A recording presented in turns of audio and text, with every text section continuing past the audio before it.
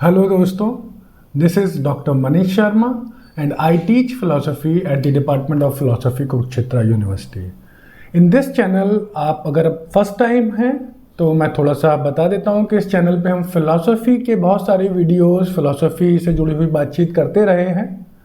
Last video जो हमने काफ़ी दिन पहले डाला था वो कांट की एपिस्टेमोलॉजी को लेके हम लोग बातचीत कर रहे थे। उसमें कुछ मैंने टॉक किया था और कुछ स्टूडेंट्स के सवाल भी थे जो हमने डिस्कस किए थे। उस वीडियो में मैंने इस विचार के साथ में उस वीडियो को बंद किया था कि अगली बार हम कांट की मॉरल फिलॉसफी पर बातचीत करेंगे। और फिर इसके बाद कुछ लोगों ने मैसेज भी किया कि काफ़ी दिन हो गए वीडियो नहीं आई है, तो मैंने सोचा आज हम कांट की मॉरल फिलॉसफी को लेकर थोड़ी सी बातचीत करते हैं। यह कांटियन मॉरल फिलॉसफी वेस्टर्न जो डेवलपमेंट हुआ फिलॉसफी का, उसमें एक महत्वपूर्ण पॉइंट है। यूएन या बहुत सारे जैसे अंतर्राष्ट्रीय संस्थान, अंतर्राष्ट्रीय ह्यूमन राइट्स और जितने भी कानून बने मानवाधिकारों को लेकर, उसमें कांटियन एथिक्स का एक महत्वपूर्ण योगदान है। तो कांट ओवरऑल अपने आप में epistemologically, metaphysically is one of the most important philosopher and his moral philosophy or ethical philosophy is also one of the most important thing to understand. अगर हम यूपीएससी एग्जाम की बात करें तो यूपीएससी एग्जाम में भी Kantian moral ethics is one of the fundamental theory that one has to learn. So let's begin with Kantian moral philosophy. Kant की moral philosophy को समझने से पहले हमें यह समझना पड़ेगा कि कांट जो है वो अपनी फिलॉसफी में एक यूनिवर्सलिस्ट फिलॉसफर है एंड रेशनलिस्ट फिलॉसफर है। He argues that we can formulate a morality that is universal and that can be based on reason, rationality. And for that he came up with some maxims and he talked about categorical imperatives. Categorical imperatives is what? Categorical is like that is unconditional, which does not follow a particular path to which we are going to achieve with the help of that imperative. Imperative is आदेश, order.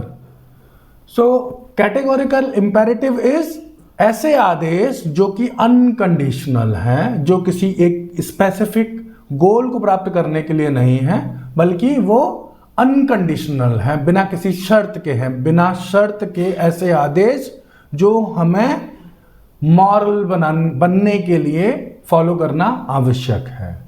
और वो आदेश हम कह सकते हैं कि वो बुद्धि से प्राप्त या रेशनैलिटी से प्राप्त आदेश हैं।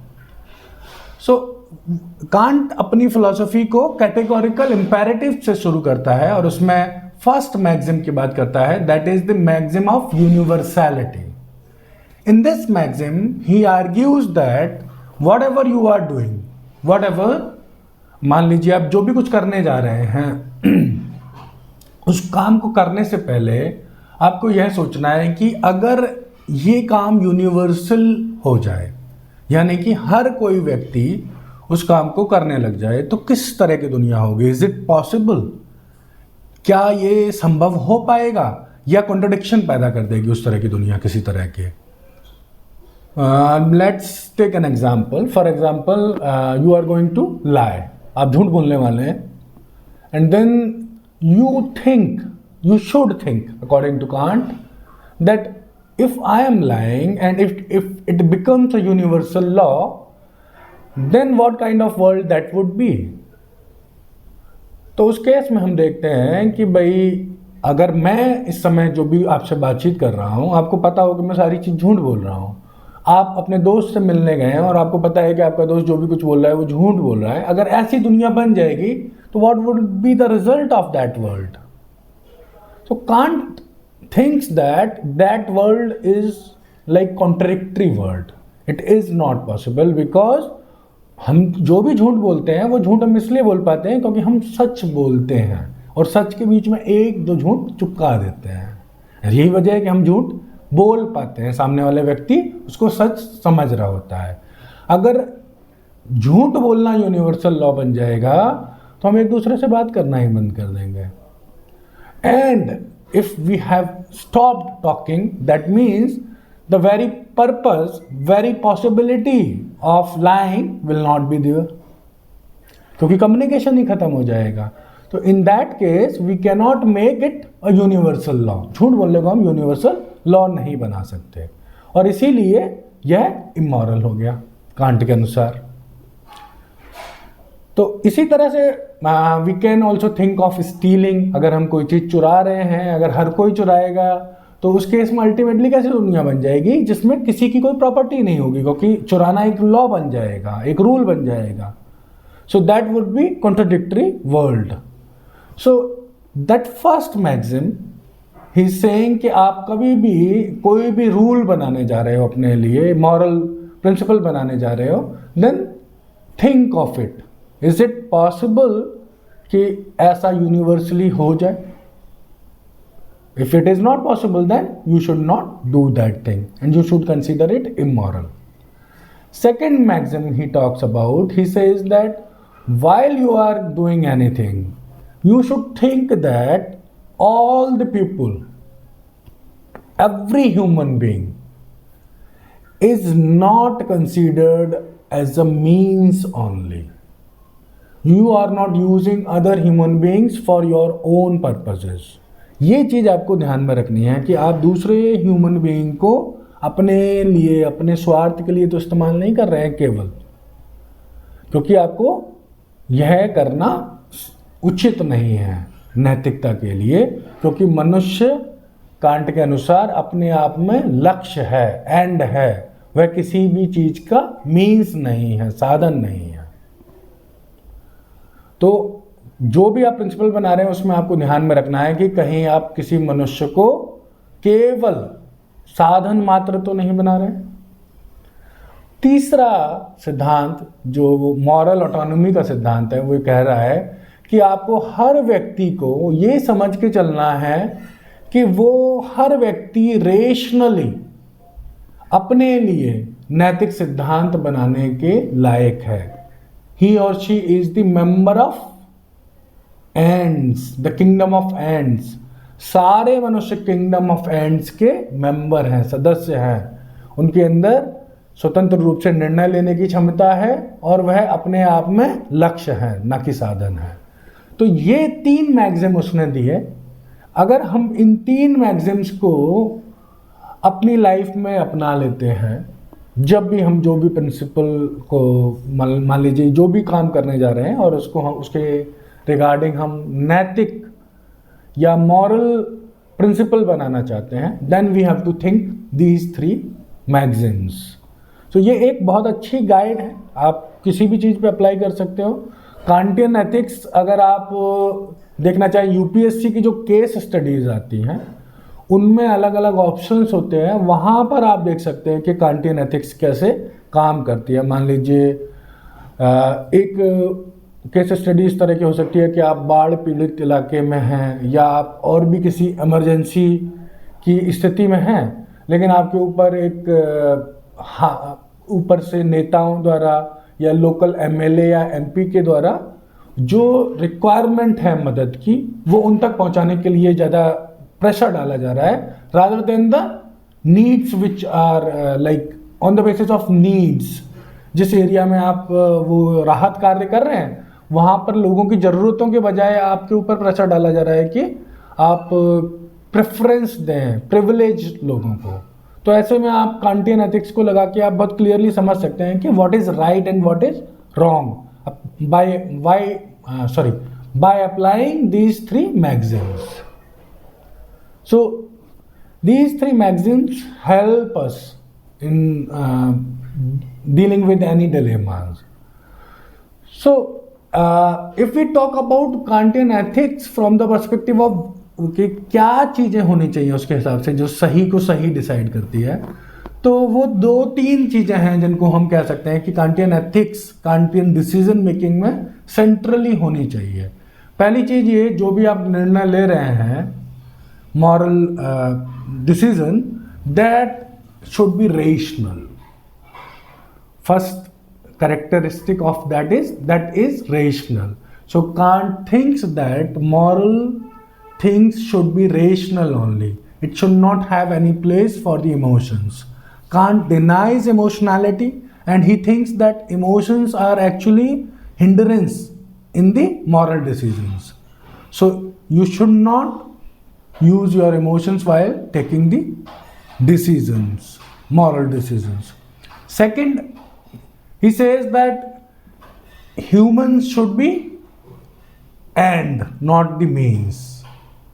And third thing that is the characteristic of Kantian ethics is that you should, while taking the decision, you should not focus on the consequence. परिणाम पर ध्यान नहीं देना है, जो रिजल्ट आएगा आपके एक्शन का उस पर ध्यान नहीं देना है, आपको इंटेंशन पर फोकस करना है. आपकी इंटेंशन क्या है. तो कांटियन मॉरलिटी को इसीलिए डीओंटोलॉजी भी कहा जाता है. डीओंटोलॉजी मीन्स परिणाम निरपेक्षवाद, जिसमें परिणाम पर फोकस न कर कर इंटेंशन, मनुष्य की इच्छा क्या है, विल क्या है, उस पर फोकस किया जाता है. एक और आयाम है जिस पर हमें ध्यान देना चाहिए जब हम कांटियन एथिक्स की बात कर रहे हैं. कांट का मानना है जो हमारी विल होती है, will is moral and it is rational.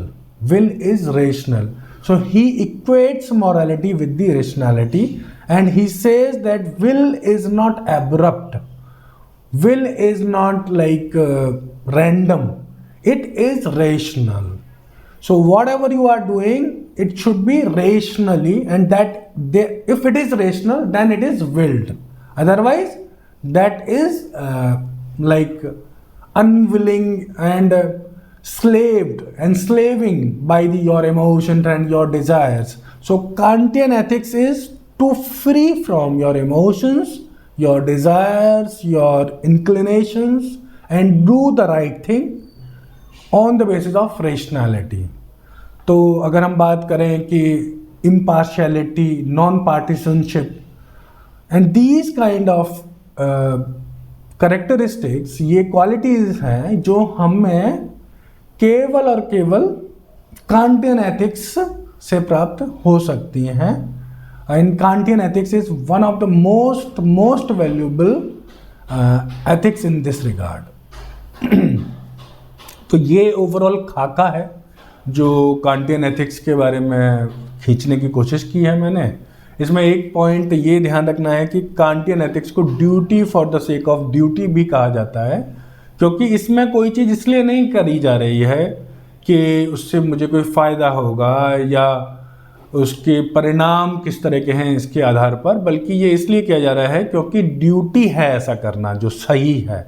और सही इसलिए है क्योंकि वो इंट्रिंसिकली सही है. मतलब वो चीज़ जो राइट है, right is right in itself, वो अपने आप में सही है. उसके लिए किसी और चीज़ के लिए वो सही है या गलत है ऐसा नहीं है. So that is intrinsic morality, not the extrinsic morality, if we look at it from that perspective.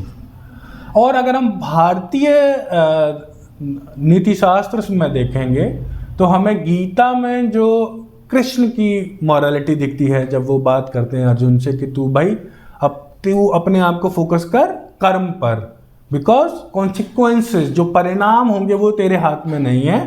You cannot change that consequence.